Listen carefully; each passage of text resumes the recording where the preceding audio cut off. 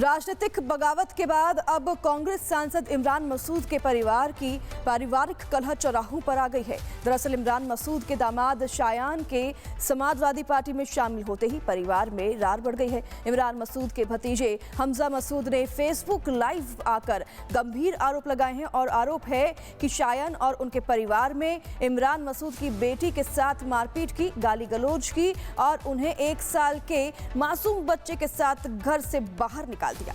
क्या है पूरी खबर, देखिए इस रिपोर्ट में।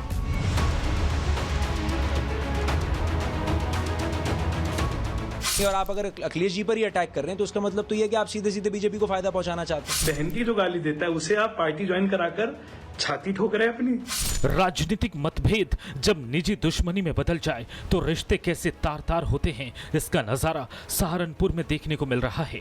20 अगस्त को इमरान मसूद के दामाद शायान ने अखिलेश यादव की मौजूदगी में सपा ज्वाइन की थी, लेकिन इसके महज 3 दिन बाद ही सांसद इमरान मसूद के भतीजे हमजा नुमान मसूद फेसबुक लाइव पर आए और अपनी भड़ास निकाली। मेरे बाबा ने सब लोगों को आपके लिए छोड़ दिया था और आपने जो ज्यादतियां मेरी बहन के साथ करी हैं, वो जो दास्तां हैं, वो मैं सुनाने को अगर आ जाऊं तो समाज के अंदर बैठाने के लिए आपको कोई बिठाएगा भी नहीं आपको। हमजा नुमान का दावा है कि राजनीतिक महत्वाकांक्षा के चलते उनकी बहन को प्रताड़ित किया गया। हमजा ने यह भी आरोप लगाया कि उनके पास कई ऑडियो और वीडियो रिकॉर्डिंग मौजूद है जिनमें इमरान मसूद और उन्हें रास्ते से हटाने जैसी बातें कही गई हैं। जरूरत पड़ने पर इन सबूतों को सार्वजनिक करने की चेतावनी दी गई है। वहीं हमजा ने महिला सशक्तिकरण का मुद्दा उठाते हुए अखिलेश और डिंपल यादव पर भी सवाल ताके। अखिलेश यादव जी, बेटी आपकी भी है। एक बीवी को पीटने वाले को, गालियां देने वाले को, बहन की जो गाली देता है उसे आप पार्टी ज्वाइन कराकर छाती ठोक रहे हैं अपनी। बेशरम लोग, शर्म करिए, शर्म। आपको बता दें कि सपा ज्वाइन करते ही इमरान मसूद के दामाद शायान ने जो बयान दिया वो बताता है कि ससुर और दामाद के बीच तलखी किस कदर बढ़ गई थी। उत्तर प्रदेश में अगर आप बीजेपी को हराना चाह रहे हैं तो आपको बीजेपी के खिलाफ बोलना पड़ेगा। वो अटैक कर रहे हैं अखिलेश जी के ऊपर। अखिलेश जी बीजेपी को हराएंगे और आप अगर अखिलेश जी पर ही अटैक कर रहे हैं तो उसका मतलब तो यह है कि आप सीधे सीधे बीजेपी को फायदा पहुंचाना चाहते हैं। मेरे और उनके वैचारिक मतभेद हैं और इसीलिए उनको छोड़कर और अखिलेश जी का हाथ थामने का काम। राजनीतिक महत्वाकांक्षाओं की जंग जब घर की देहरी लांघती है तो सबसे पहले रिश्ते की बलि चढ़ती है। मसूद परिवार का यह विवाद अब सिर्फ घरेलू रार नहीं रहा बल्कि सहारनपुर की भावी सियासत का नया चैप्टर बन चुका है। सवाल यह है कि क्या ये अंत है या आरोप प्रत्यारोप के इस दौर में कई और बड़े रहस्य बेनकाब होने बाकी हैं।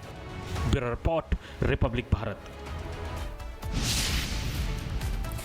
कांवड़ यात्रा का मंच, भगवा झंडे और महाराष्ट्र सरकार के मंत्री का वो बयान जिसने पूरी मुंबई को हिलाकर रख दिया है। दरअसल नीतीश राणे ने साफ शब्दों में कह दिया, यह सरकार हिंदुत्ववादी विचारों की है। त्योहार मुंबई में नहीं तो क्या पाकिस्तान में मनाएंगे। देखिए रिपोर्ट की क्या है ये पूरी खबर और आखिरकार क्यों अंधेरे की सड़कों से अचानक गूंज उठा है आई लव महादेव का नारा। क्या है ये, सिर्फ धार्मिक उत्साह है या फिर बड़े सियासी ध्रुवीकरण का आगाज है। देखिए रिपोर्ट में।